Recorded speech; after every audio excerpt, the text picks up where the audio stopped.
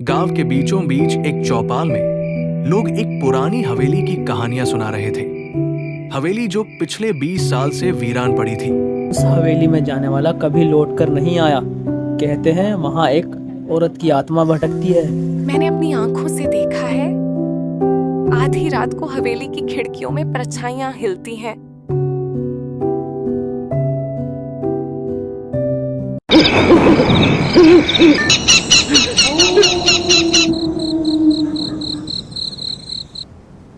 उधर गांव में राहुल और नेहा खाना खा रहे हैं। पास में अमन बैठा है। राहुल, सुना है हमारे गांव में एक पुरानी हवेली है और उसमें कई सारे राज दफन हैं। अरे नेहा, वहाँ एक पुराना खजाना छुपा है। अगर मिला तो हमारी जिंदगी बदल जाएगी। अरे भाई, मुझे तो डर लग रहा है। राहुल, अमन और नेहा हवेली जाने का प्लान बना रहे हैं। और हाँ भाई, सुना है हवेली में तिजोरी भी है, लेकिन उसका ताला कोई नहीं खोल पाया। डरने से अच्छा है कोशिश करना। और हाँ, ये बात गाँव वालों को पता नहीं लगनी चाहिए। ये काम हम बिना बताए करेंगे। तीनों ने योजना बनाई और एक रात वो हवेली में जाने की कोशिश करते हैं। रात का समय, हवेली के गेट पर जोर से हवा चल रही है। दरवाजा अपने आप चरचराता खुल रहा है और इस तरह उस हवेली में दाखिल हुए। अनजाने में एक श्रापित दुनिया में कदम रख चुके थे।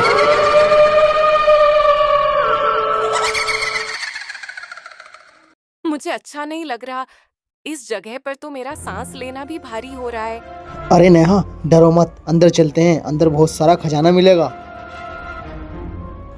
अरे राहुल भाई, यहाँ से चलो। यहाँ पर मुझे भी बहुत डर लग रहा है। अरे यार, तुम दोनों डरो मत। तुम दोनों मेरे पीछे आओ। तभी अचानक उन्हें एक परछाई दिखाई देती है। तुम्हें यहाँ नहीं आना चाहिए था। वो तीनों डर जाते हैं और फिर अचानक वो तीनों बहुत तेजी से भागने की कोशिश करते हैं। तभी हवेली के खिड़की और दरवाजे बंद हो जाते हैं।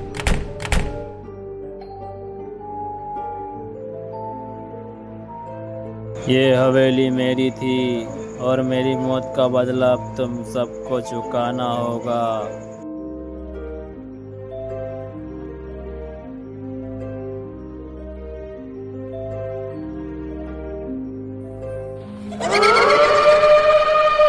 अगले दिन गांव वालों को उन तीनों की लाश हवेली के सामने पड़ी हुई मिलती है।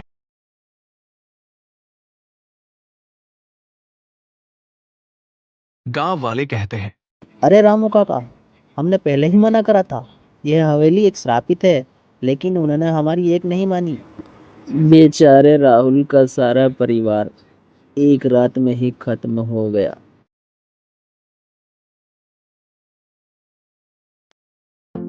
रामू काका का पोता अनिल और उसकी बहू दोनों शहर में रहते थे और वह दोनों गांव आने की सोच रहे थे, क्योंकि अनिल की पत्नी बचपन से शहर में रही थी और उसे गांव पसंद था और पुरानी हवेलियां पसंद थी। इसलिए अनिल और उसकी पत्नी वो हवेली अपने दादा को बिना बताए खरीद लेते हैं।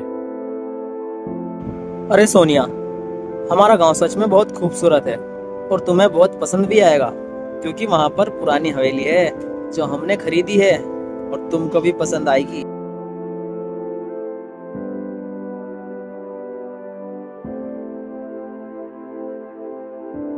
और गांव आने की तैयारी करते हैं। अनिल और उसकी पत्नी को गांव आते आते रात हो जाती है,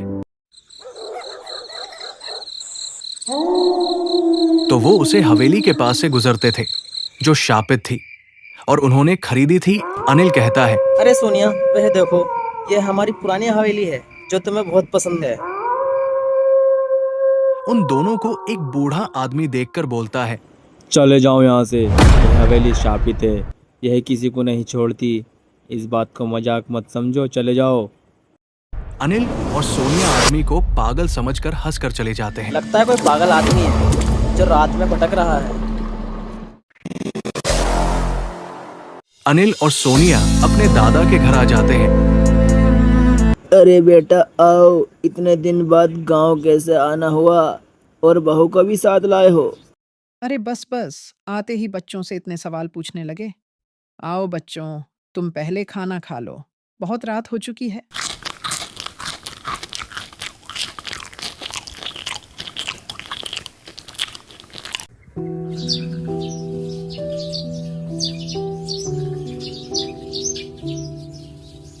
सुबह सुबह अनिल और उसकी पत्नी सोनिया पुरानी हवेली में जाने की तैयारी करते हैं। तभी दादाजी आ जाता है और उनसे पूछते हैं, अरे बेटा, इतनी जल्दी कहाँ जा रहे हो ये सामान लेकर? अरे दादाजी, आपको पता है अपने गांव में एक पुरानी हवेली है।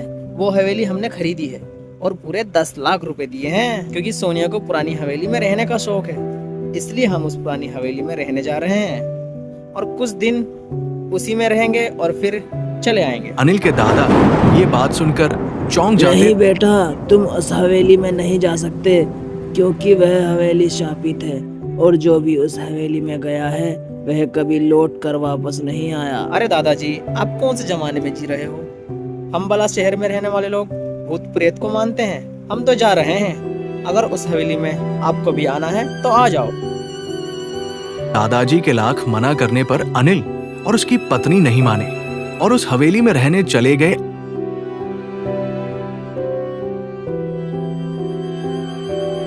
अनिल की पत्नी कहती है,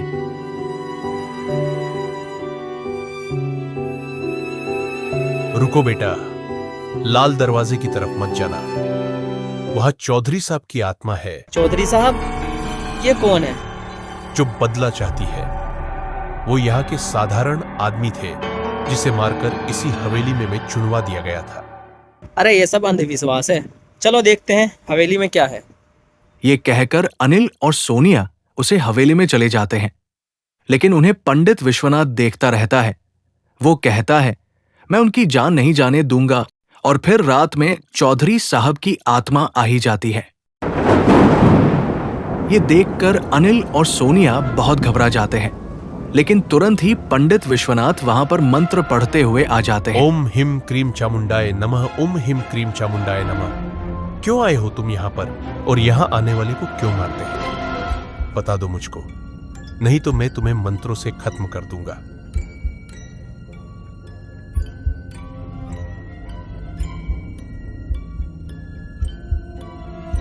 मेरा भी एक खुशहाल परिवार था। मैं भी एक सुख चैन की जिंदगी जीता था। लेकिन एक व्यापारी मुझसे मेरा घर खरीदना चाहता था। लेकिन मुझे मेरा घर बहुत प्यार था। मैं इस घर को नहीं बेचना चाहता था। मेरे लाख मना करने पर मुझे उसे व्यापारी ने जान से मारने की धमकी दी। लेकिन मैं नहीं डरा। फिर एक दिन उस व्यापारी ने मेरा सारा परिवार इस घर में ही खत्म कर दिया। हम सबको उस व्यापारी ने जान से मार डाला। अब मैं इस घर में किसी को नहीं रहने दूंगा। जो भी यहाँ पर आएगा वह मर जाएगा। तेरी दुश्मनी उस व्यापारी से है। इन मासूमों ने तेरा क्या बिगाड़ा है?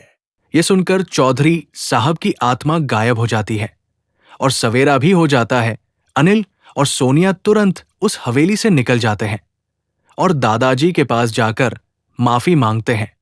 दादाजी, हमें माफ कर दीजिए, हमने आपकी बात नहीं मानी। अगर पंडित विश्वनाथ नहीं होते तो आज हम जिंदा ना होते।